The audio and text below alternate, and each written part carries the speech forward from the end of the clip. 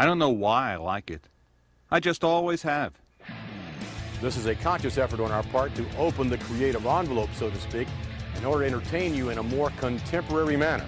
Even though we call ourselves sports entertainment because of the athleticism involved, the key word in that phrase is entertainment. Vince McMahon has lost his mind. The man doesn't have it anymore. We in the WWF think that you, the audience, are quite frankly tired of having your intelligence insulted. Have you watched the television show lately? We also think that you're tired of the same old simplistic theory of good guys versus bad guys. Therefore, we've embarked upon a far more innovative and contemporary creative campaign that is far more invigorating and extemporaneous than ever before. Because while Doink the Clown had a green hair and a rubber nose, Stone Cold Steve Austin was drinking his first beer in ECW, damn you. Oh, we got attitude. You got nothing, man. As the times have changed, so have we. Before we begin, and if you're talking about alliteration, before we begin beyond the Beermat, and that's a real tongue twister for you. However, I'd like to thank everyone for the sort of reception to the podcast that we did last week. Thank you to Kamikaze Pro for following us on Twitter, first of all, and everything that was said, the reception. We will continue to be there by their side and support and watch some fantastic local wrestling and occasionally drop some names and things and everything that we've seen that we like into the podcast as we continue to go. But this is Beyond the Beermat. My name is Stuart Quigley. Alongside me is Bill. Good afternoon. Indeed. And this episode, what we're going to do is, I heard something the other day. It really sparked something off in my head, which was Brian Alvarez on the Wrestling Observer. And I'm not going to use this as a way to sort of slam them, judge them, do anything. I actually quite like it. I know some people don't. I know some people are all for it. But I'm just making a comment. Brian Alvarez made the comment that a lot changed in the wrestling industry in sort of the late 90s to early 2000s, almost like 2 decades worth, and not a lot's changed since. And when you're looking at like 2003 to like 2020, on the face of it, not a lot has changed. However, with that in mind, we are literally, this is the perfect time at the dawn of a new decade, so we can go back and look at, as we run into the WrestleMania season that is to come, a 10-year period by which, on the face of it, there's so little that sort of rocks the boat or changes. But underneath that, I think there's so much more to discuss.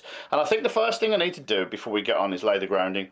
The first WrestleMania in the 2000s was WrestleMania 2000. What a main event that was. Yeah, there's things that go on there. Had everything. The man stole the show, literally. Indeed.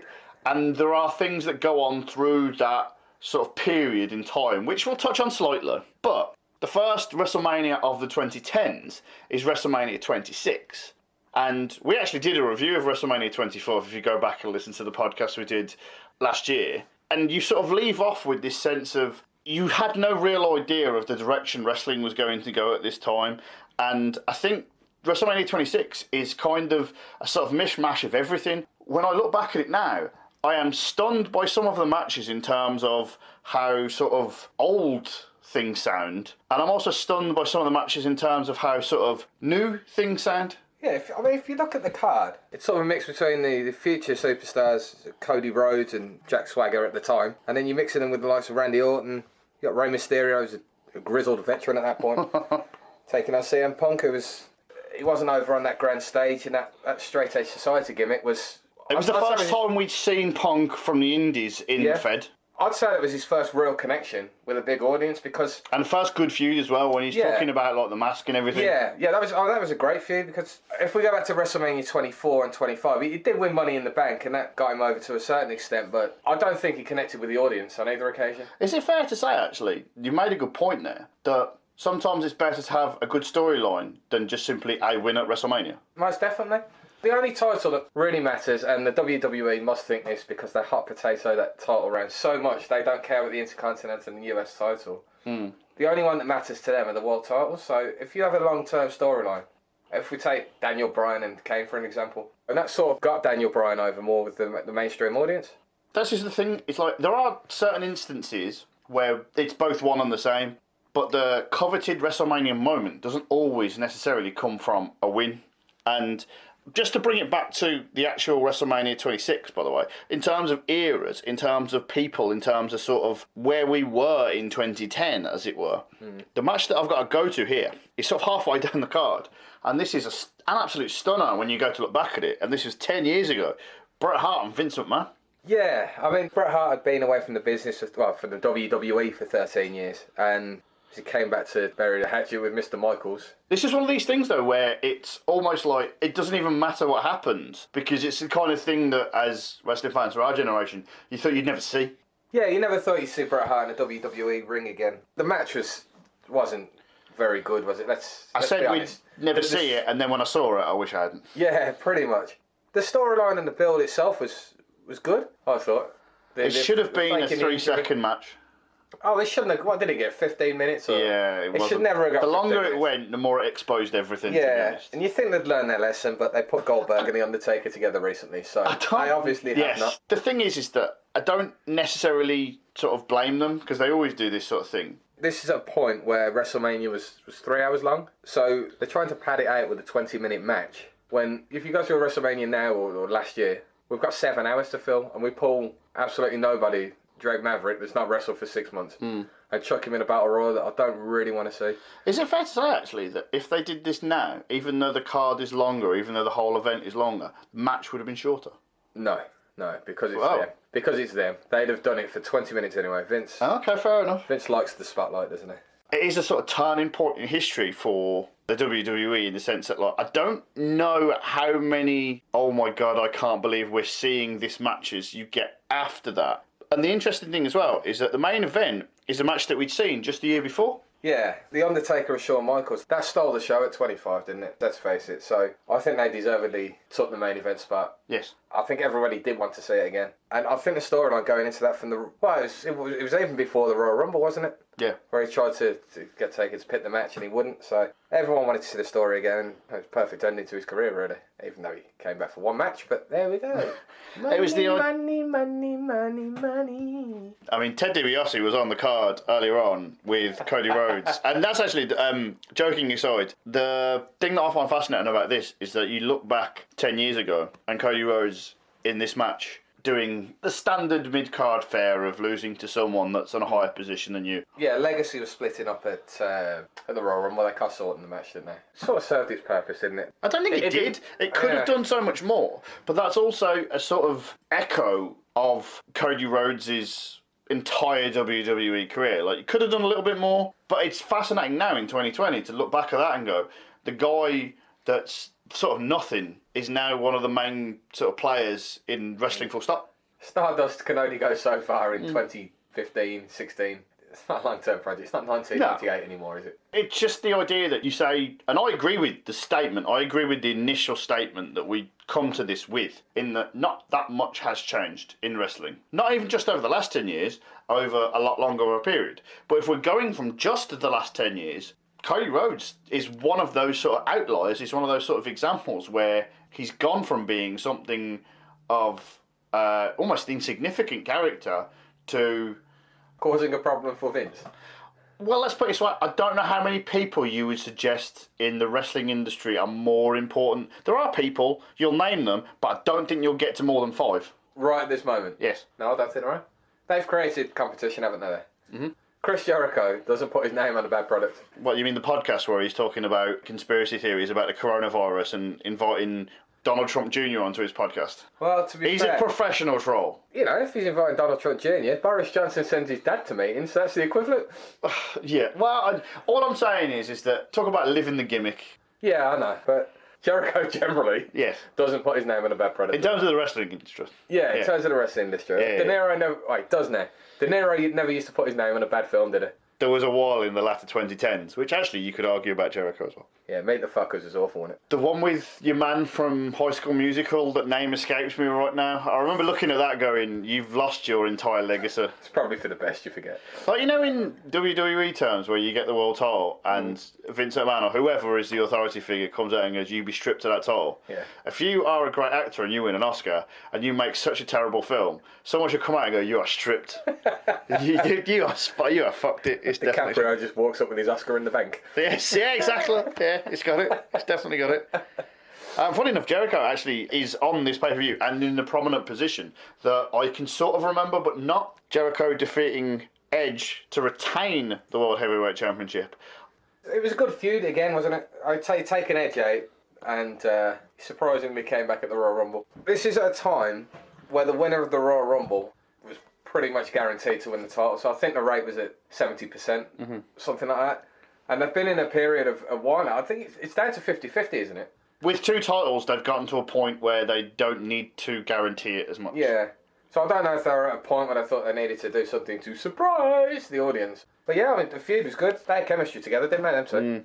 Right. Okay, we're going to move on then to a period. It's sort of 2 WrestleManias in one, whereby I think if you're going to talk about change in the industry, if you're going to talk about things that have sort of moved on, or also necessarily a point where things ground to a halt, I'm interested to see your take on this. This is a double WrestleMania where you can talk about the other things in and around this, but there are matches on both cards that are reflected twice.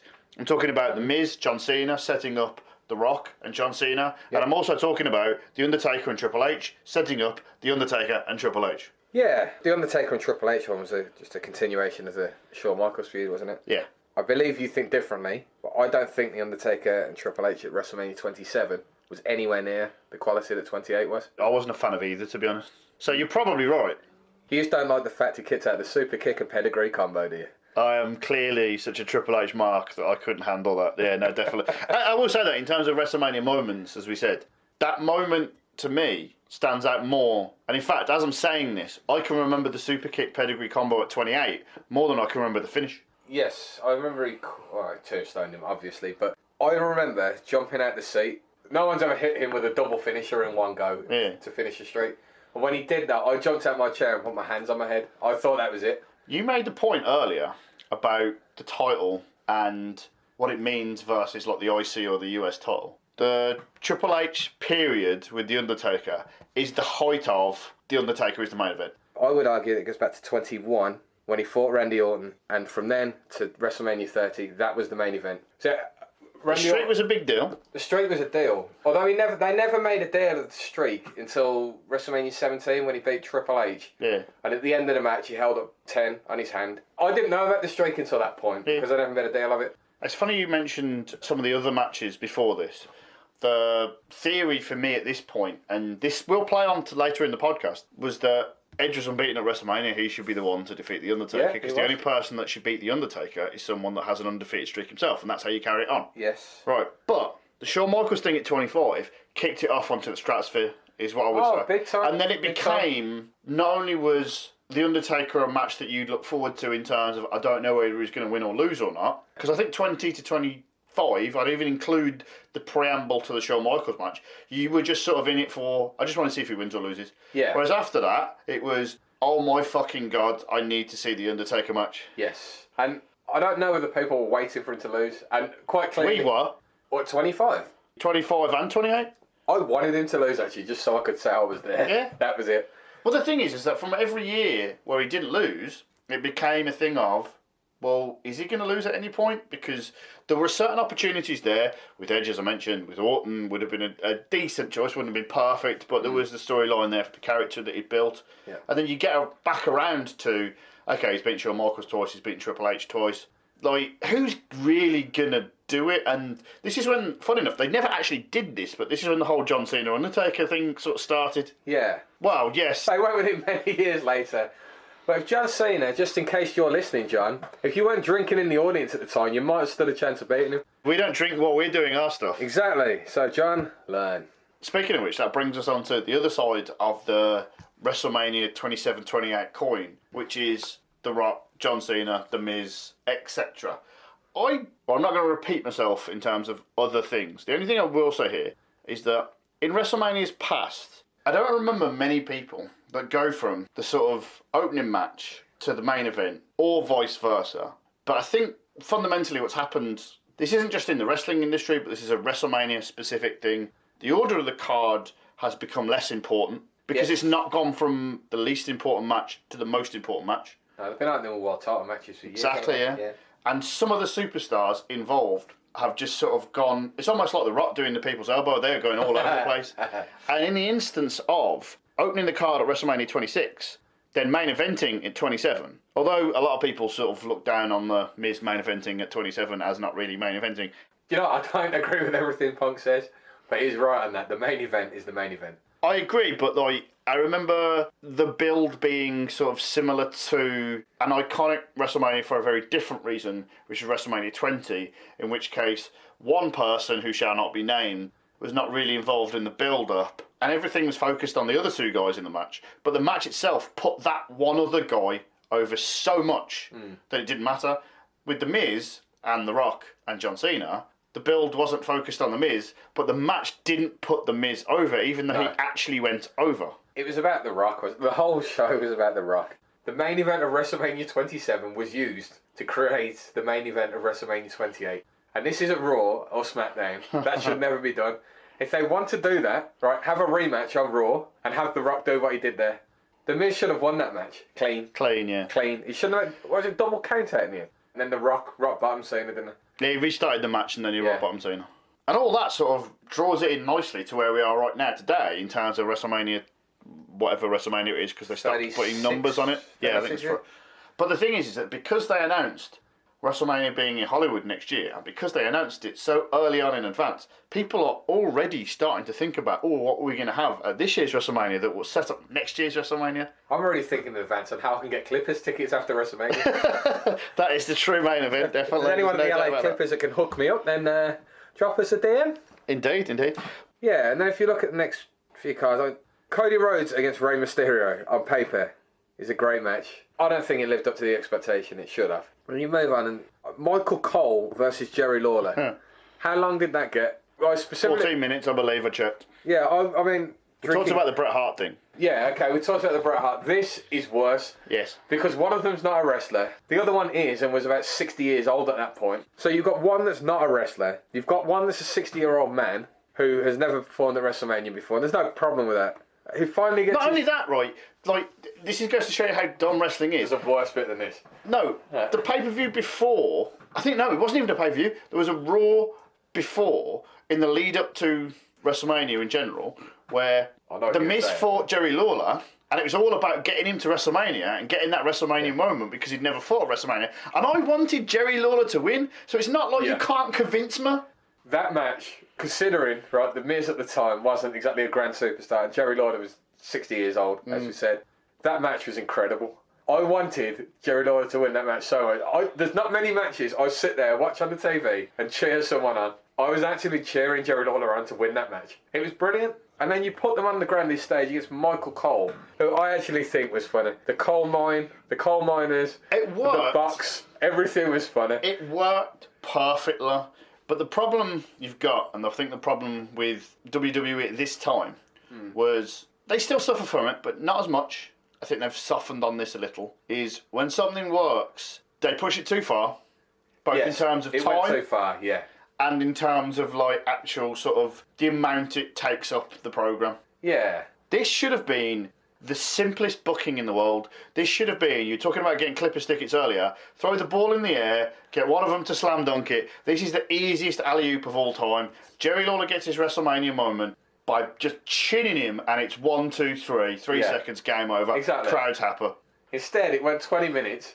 Jerry Lawler supposedly won, and then was he halfway up the ramp and they reversed the decision? Yes.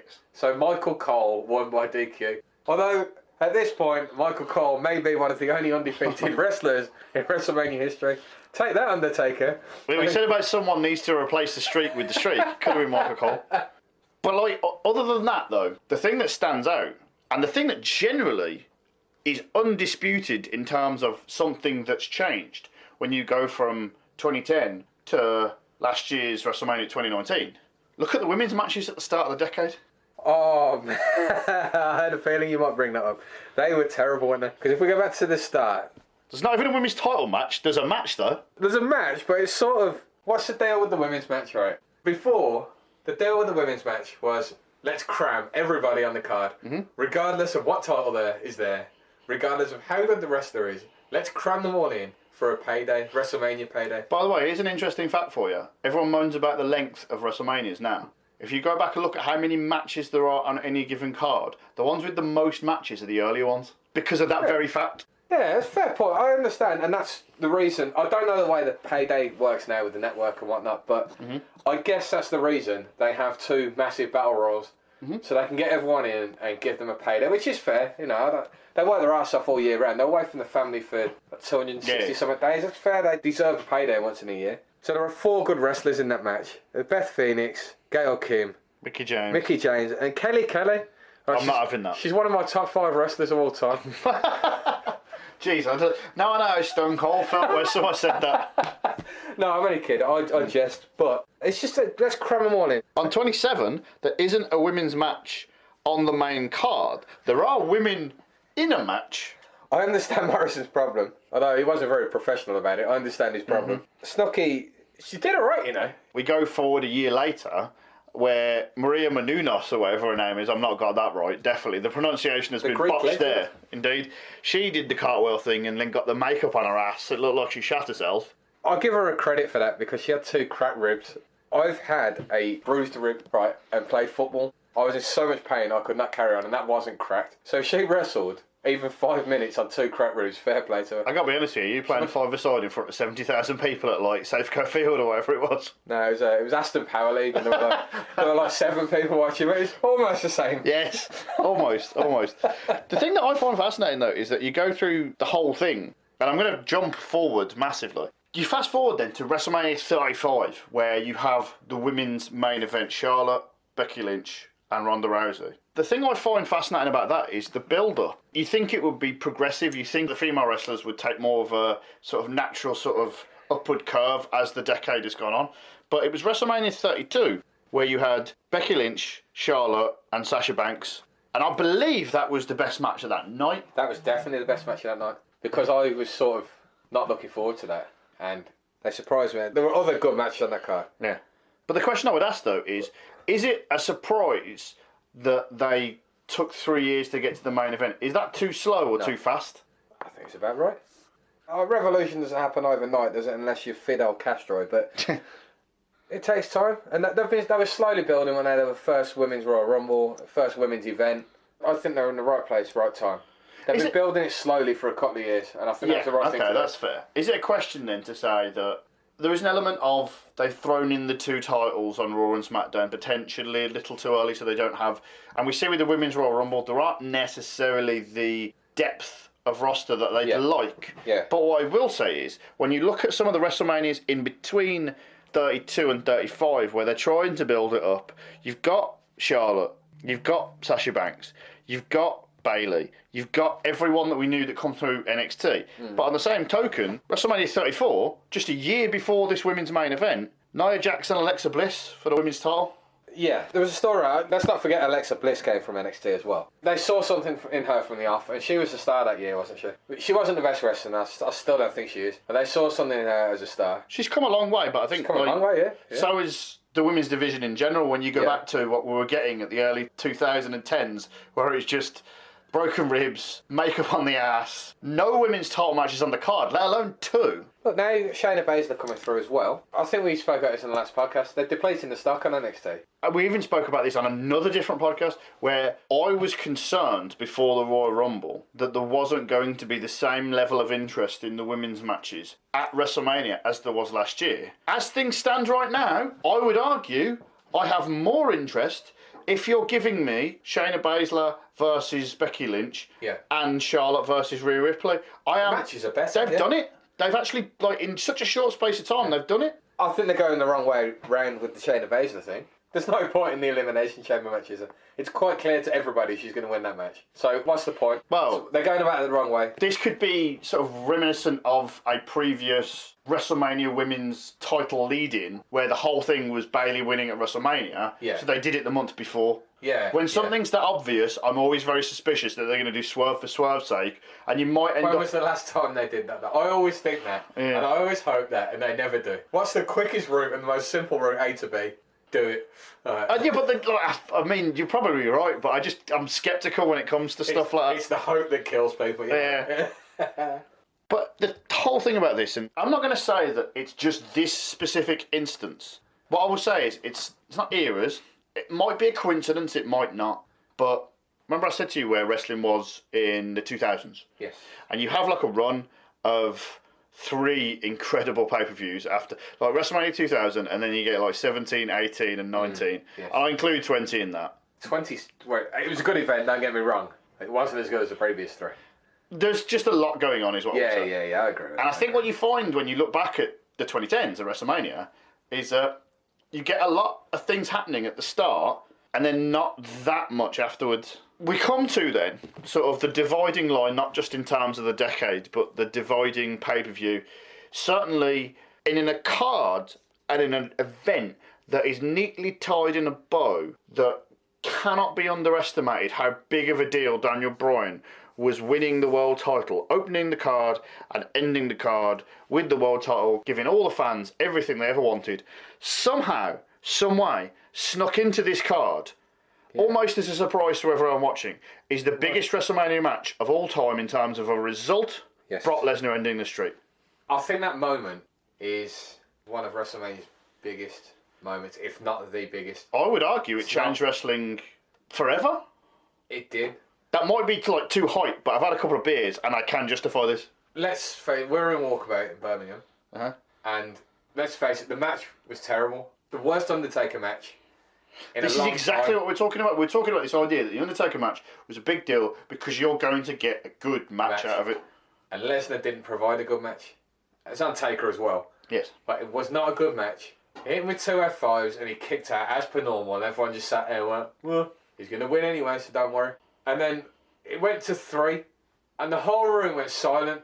I stood there and thought, I watched the referee count to 3, and I thought that was a mistake. That was, he's not going to call that. And then the bell rung, and the whole room was silent. And then it come up 21 of 1, and the whole room went, whoa. Yeah. Whoa, we're just fucking seeing history there. It's the whole idea of, we talked earlier in the podcast about, we went to 2 WrestleManias, and I was neither here nor there on the Undertaker streak. My personal feelings being, what I said before, it should go to someone that already has a streak, just to preserve it and move it on that way. Once you get to this point, you are like, it will never go. That was part of it. Of all the matches the Undertaker's had, Brock Lesnar, which is really stupendous for these words to be about to leave my mouth, was almost kind of, not quite, but almost an afterthought at this point. He was. And do you know what my problem with Brock Lesnar was? And it was John Cena. It was that match against John Cena. Was it Backlash? Immediately after he lost to The Rock. Immediately, yeah. After WrestleMania 28, he fought Brock Lesnar and beat Brock Lesnar. If that match hadn't happened, right, if he'd have beat John Cena, his record is pretty impeccable. He's destroyed everyone. Yeah, I will say this. For my outrage at the result of The Rock and John Cena, I've said all along I would reverse the results of both. Yes. Cena beats The Rock and then Brock Lesnar beats Cena. So then you're like, hang on, what would happen if Brock and Rock fought? Oh, hello. Yeah. Starting to think like a booker now. You need to keep your opinions to yourself. Yes. However, I did love the way the Cena and Brock Lesnar match went down. That was an incredible match. I'm not knocking Can the I match. throw something in there? Go on. The thing that made Brock Lesnar just another guy is our old friend Triple H. Yeah, that was... They had a big, long feud that went absolutely nowhere. It was a little bit painful, wasn't it? Yeah. And as much as I like Triple H, and I think he's a great wrestler, I think he's been a great gimmick for years, I don't think he's carried many great feuds. Which is funny because I think... Against Shawn, the only one I can think of is against Shawn Michaels. I never really liked... Original feud with Shawn Michaels, yes. Later, like even that got a bit dragged. I would thought you would have gone Mick Foley. Okay, 2 then. 2 great... 2's not great. No, but considering he's been a wrestler for 20 years, And it's been, when did he start with the WWE? 96, 97? Maybe just before that. That's a good point, actually. We've always sort of ragged on his matches, but his feuds are quite sort of missing that little extra. Yeah. And usually that little extra is him jobbing at WrestleMania. Yeah, good job the racist beat Booker T, wasn't it? Well, yeah, podcast for another day, definitely. But the thing is that, and the reason why I'm talking about this, and there's just not another reason or an excuse for some smarks to have a go at Triple H, because right now I think his standing is, talk about guys that, like, in the early 2000s whose opinion has changed. Triple H is so much more of a god now to smart fans than he used to be. It's unreal. It's only because he runs NXT, isn't it? Yeah. He runs a great show, let's face it. I'm not knocking his ability to run a show. He's done a great job. And I'll tell you what, he's probably put on, since he so-called retired and comes back for one-off feuds, he probably puts better matches on and puts a better feud together now than when he was wrestling. I still have to disagree with that, because I think I've got like PTSD with Triple H, so I have to just go there. But the thing is that the reason why I say, and I go back to this, you said one of the biggest matches in WrestleMania history, Brock Lesnar losing the streak to The Undertaker, right? Yeah. I say one of the biggest matches in wrestling history, because Brock Lesnar loses the streak. I'm not going to say he's just another guy because he's Brock Lesnar, but he's not this guy. He doesn't become the guy that we see for the next sort of 5 years. 5 years? I think he's dominated ever since, hasn't he? That was 2014, and he's been either in the world title scene or the world champion. They default to him immediately. If there's any problem with anything. I think I've slagged Brock Lesnar off in the past. I was wrong.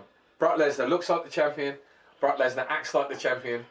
There is an element of the fact that he's booked like a champion, though. He's booked like the champion, as well. Okay, that's part of it. That helps. But in terms of a moment, in terms of we're talking about this idea of wrestling changing and nothing changing between not just 2010 but beyond to now, that is the biggest sort of pivot point I could care to name. Not only for the fact of the two people that I just mentioned, you've got, I'll gloss over the following year, because I feel like the following year he came back and he had a sort of, it's almost like a football team where they lose a game they're probably not supposed to, or it's a close game against a big team, and then the next week you know they're going to bang some jobbers. So The Undertaker came back the next year and banged Bray Wyatt, and Bray Wyatt is the king of good feud on paper, not in practice. He was. I'd still argue he is. However, you reckon? Possibly. Roman Reigns does not get the same sort of level of treatment if The Undertaker still got the streak. I think Roman Reigns would have ended the streak. If Brock Lesnar hadn't have done it, Roman Reigns would have done it. WrestleMania 31, you are right about Bray Wyatt. He was always going to chat shit, get banged. There was a moment where you're like, oh, he's lost one, could he lose two? No. But that was like a literal moment. Yeah, that was a moment, but then 32 he fought Shane. That was realistically never going to happen, was it? I don't understand any of the build to that. Storyline-wise, it's garbage, but I just mean it was a panic move from the WWE in the sense. And I don't blame them for this, because you have to bear in mind, this was the pay-per-view where like half the card went down. There were so many injuries going into that. Yeah. And it was just almost like the manatees on South Park with Family Guy. Let's just throw Shane McMahon, Hell in a Cell, Undertaker, fuck it. Yeah, pretty much. That was pretty much it. I think that the only reason that match was set up was for that spot, wasn't it? Yeah. And we all knew that before. I still popped. Yeah, I was coming up from the toilet, went to the bar, I didn't really see it. I seen the replay. What an idiot.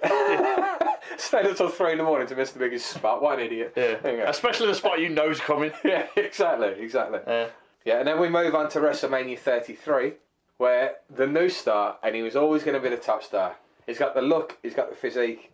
They were putting him over at the time. He comes up against Undertaker, and how old's the Undertaker now? Why wouldn't the young up-and-comer beat him?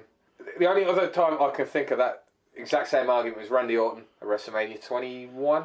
My concern would not be the age. My concern would be what the crowd might have been like at that time. If you consider the idea, and we mentioned this before about the John Cena Undertaker thing, you remember what the sort of general feeling was when it was suggested that John Cena was going to break the streak? Yeah, it was awful, wasn't it? Yeah, it wouldn't have gone well.